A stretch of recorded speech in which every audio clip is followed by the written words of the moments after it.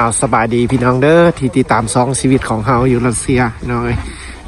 วันนี้การยินดีเขาต้อนรับเข้าสู่ซองบาทนาภูเขาควายพี่น้องเอ้ยนี่ก็เป็นการเลือกของเฮียนของเขาแต่ละมือพี่น้องเอ้ยชีวิตของเขาก็บ่ได้อัพคลิปแบบการเคลื่อนไหวของเขาแต่ละมือตอนเช้าหรือว่าตอนแรงการไปโรงเรียนอันนี้ก็เป็นมือวันที่26พี่น้องเอ้ยของเดือน2อีกบ่โดนมือก็สิเป็นสิ้นเดือนแล้วพี่น้องเอ้ยนี่การถือว่านับถอยหลังของเขาในการรอคอยที่จะกลับบ้านพี่น้องเลยว่าเมื่อฤดูหนาวไปนี่กาซิแมนเขาจะได้กลับบ้านละพี่น้องเลยเมื่อดินแดดลาวเขาละอันนี้ก็ถือว่าเป็นการเลิกของเฮียนเขาจะอัพคลิปให้เบิ่งว่าในช่วงนี้ก็ยังถือว่ายังหนาวแห้งพี่น้องเลยอยู่รัสเซียถือว่าเป็นยามแรงบ้านเฮิรนพี่น้องเลยที่เขาอยู่ที่ไปแวะซื้อเอาเครื่องแล้วมันก็สิถ่ายให้เบิ่งตัวเขาก็ยังไม่ได้เข้าไปในห้างดดหลายมือละน่าจะ2 ทิศแล้วได้พี่น้องไม่ได้อัพคลิปในสินค้าอยู่รัสเซียให้พี่น้องเบิ่งว่าเป็นอย่างไรในช่วงนี้นี่แหละพี่น้องบ้านเธอก็ยังค่ำมืดสิเด้ออยู่รัสเซียนะคือว่าแถวเขาอยู่นี่ยังเป็นสารเมืองเด้อพี่น้องเขาย่างเมืองนี่เป็นแบบเขตชนบทหน้ามหาวิทยาลัยเขาอยู่ก็ไปหันกระซิเป็นหนทางเมืองทางหลวงไงคือว่าอยู่ที่ยังอากาศยังหนาวพี่น้องเมื่อนี้ก็-18 องศาพี่น้องว่ายังหนาวแห้งเข้าไปโรงเรียนแต่ละมือก็ถือว่าถ้ามือใดได้ออกเรียนอยู่ด้านนอกก็สิหนาวแห้งพี่น้องเลยต้องได้ใช้เครื่องเรียนหนาบ่ฮู้ว่าอยู่บ่อนอื่นหรือว่าอยู่เขตอื่นสิเป็นยังไงพี่น้องในช่วงนี้อากาศเส้นทางเข้าตัวเมืองหรือว่าหน้ามหาวิทยาลัยเขาก็บ่ได้ไก่จากเส้นทางใหญ่พี่น้องเลยอยู่โมโมนี่จะเป็นยามแรงที่บ้านเพิ่นใช้ชีวิตกัน ขี่รถโดยสารหรือว่ารถเมล์พี่น้องเลยนี่ก็ถือว่าเป็นบรรยากาศที่เขาถ่ายแบบสดๆเลยพี่น้องเลยถือว่าเขาบ่ได้อัพคลิปแบบชีวิตแต่ละมือให้พี่น้องเบิ่งดุลละโอ้เย็นมือพี่น้องเลยใส่สมือกันเด้อเอาพี่น้องเลยในช่วงนี้บ้านเพิ่นกันเริ่มคลายแรงแล้วเกี่ยมอนามัยได้นี่พี่น้องเกี่ยมอนามัยเส้นทางหนทางพี่น้องเลยตัวบ้านเพิ่นกันยังอยู่ในแบบนี้แหละพี่น้องเอ้ยยังอยู่ในความหนาวเย็นแบบนี้แหละชีวิตต่างแดดพี่น้องเอ้ยได้ใส่สมือพี่น้องจำโทรศัพท์ดนเขาโบได้จ้ะแม่น15 นาทีนี่ดนสุดเก่งสุดแหละพี่น้องถ้าเขาโบใส่สมือหรือเอามือออกมาด้านนอกได้นี่ดีไปห้านแล้วชิไปซื้อเอาผักกาดพี่น้องเอ้ยเมนูเฮามื้อนี้ก็สิแม่นตับไข่ อยากกินแจ่วไข่พี่น้องเอ้ยสิแจ่วไข่แล้วก็สิแกงผักกาดแล้วก็สิจืดซีนน้อยนึงพี่น้องเอ้ยจืดซีนหั่นเฮาก็สิจืดแล้วก็เพื่อมื้ออื่นเช้าออกไปโรงเรียนนำพี่น้องเอ้ยเพราะว่าเอาใส่ถุงไปนำไปกินโรงเรียนนำเวลาเฮาไปกินข้าวในโรงเรียนเทื่อเฮากินข้าวบ่แซ่บหรือว่าบ่อิ่มเขาก็สิได้เอาอาหารที่เขาแต่งมือคืนเพื่อเอาไปกินน้ำตอนเช้า เอาพี่น้องอันนี้ถือว่าเป็นคลิปที่เขาอัพให้เบิ่งชีวิตประจำวันเด้อพี่น้องเอ้ยของเขาอยู่รัสเซียสำหรับพี่น้องชาวไทยและก็พี่น้องทางบ้านที่ติดตามเขาอยู่สำหรับนักเรียนลาวที่มาอยู่รัสเซียสำหรับเมืองนี้พี่น้องเอ้ยเมืองชูเมน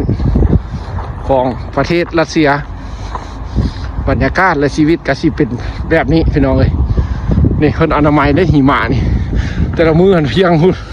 ยังกบไม้ถึงคนได้พี่น้องเจ้าจะเป่าออกเพื่อแบบว่ายามแบบมันละลายครับมันจึงบุเปื้อนหลายพี่น้องเอ้ยคันเป่าออกนี่ครับมันอากาศที่อุ่นมานี่หนทางนี่เปื้อนขนาดพี่น้องเอ้ยรัสเซียในช่วงนั้นอันนี้ก็ถือว่าบ้านเพิ่นทางกลับบ้านของเขาแต่ละมือเบิ่งจากนึงก็สวยงามพี่น้องแต่เสียทีแต่หนาวเอาพี่น้องอยู่แต่ละบอนที่มาครับชมให้กำลังใจเขาก็ไลค์คลิปที่ติดตามชีวิตของเขามาพี่น้องก็ขอบใจหลายๆเด้อที่ติดตามและเป็นห่วงเป็นใยในการใช้ชีวิตอยู่รัสเซียพี่น้องแต่ละคลิปที่เขาเอาลงบางมือเขาก็มีเวลาไปถ่ายบางมือเขาก็ไปโรงเรียนบางเทื่อเขาเมื่อยล้าก็บ่ได้ไปพี่น้องสำหรับคลิปที่เขาลงให้เบิ่งกันโดยความตั้งใจทุกคลิปพี่น้อย เขาก็ขอบใจหลายๆที่พี่น้องมาช่วยครับซุ้มให้กำลังใจบ้านเทินพี่น้อยเดี๋ยวข้ามทางสิไปซื้อเครื่องพี่น้อง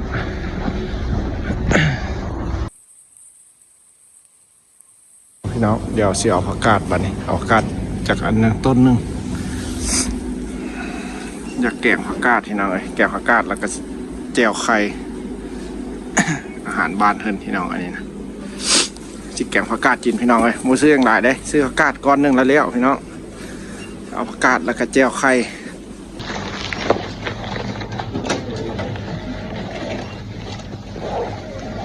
130ผักกาดต้นหนึ่ง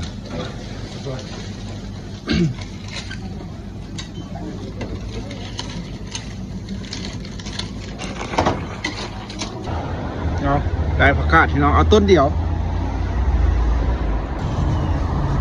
ถือว่าห้านก็บ่ได้ไก่จากเงินเอาพี่น้องเขาก็ซื้อเอาผักกาดต้นหนึ่งเสียมาแกงพี่น้องเลยอยากกินแกงผักเพราะว่าอยู่บ้านมันผักหายากได้พี่น้องเลยผักบงผักอย่างนี้บ่ได้มีได้พี่น้องมีแต่ผักกาดนี่แหละผักกาดกับผักกะหล่ำนี่แหละที่แก้ได้แต่ละมื้อพี่น้องเลยพอให้มีธาตุผักอยู่รัสเซีย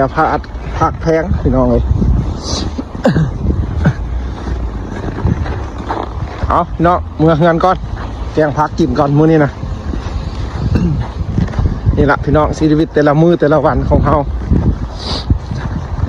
หรือว่าเขาอยากกินอย่างเขาก็จะค่อยมาซื้อเอาเพราะว่าเขาได้เที่ยวแต่ละมื้อพี่น้องเลย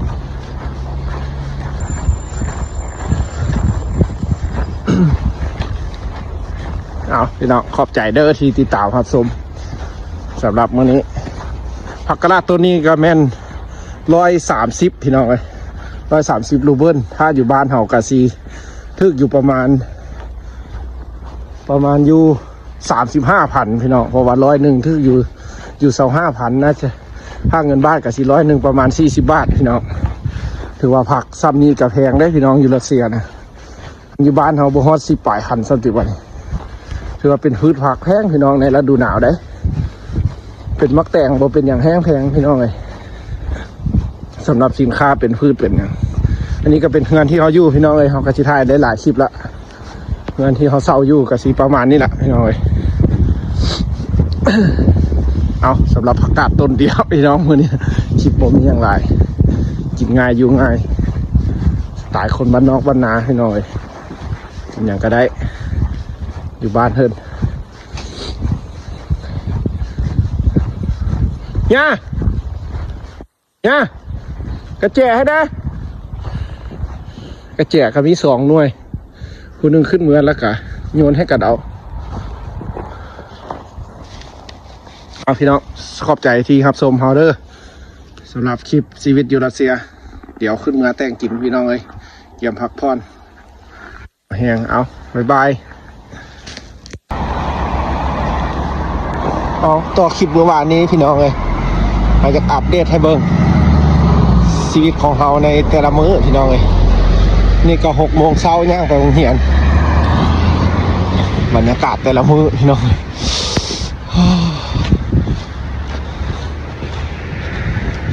เช้าสีลบ19 องศาได้นี่พี่น้องสวยมาแล้วก็สีอุ่นหน่อยนึงพี่น้อง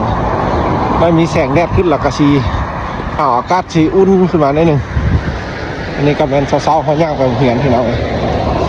ดูบรรยากาศบ้านเฮิรนเด้อยามมื้อเช้าในรัสเซียกับเส้นทางที่เราไปโรงเรียนแต่ละมื้อนี่คือบ้านเฮิรนยามมื้อเช้า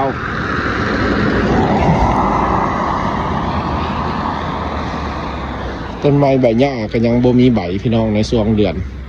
2ท้ายเดือน2ละพุ่นละเดือน6เดือน6เดือน7เริ่มที่มีใบออกแล้วพี่น้องใหญ่รัสเซีย เอาเจอกันในโรงเรียนพี่น้องวันนี้นะอากาศเช้าๆพี่น้องบ้านแม่ตู้นี้ทุกเช้าพี่น้องโอ้ยแต่อีต้นเราขนาดเงินเราแบบมันบ่มีแอร์อุ่นนะพี่น้องบ่มีแอร์เพื่อทำความอบอุ่นให้เหือนเราต้องดั่งไฟตลอดพี่น้องเราอยู่แต่2 คนนะเราก็ผัวเราพี่น้อง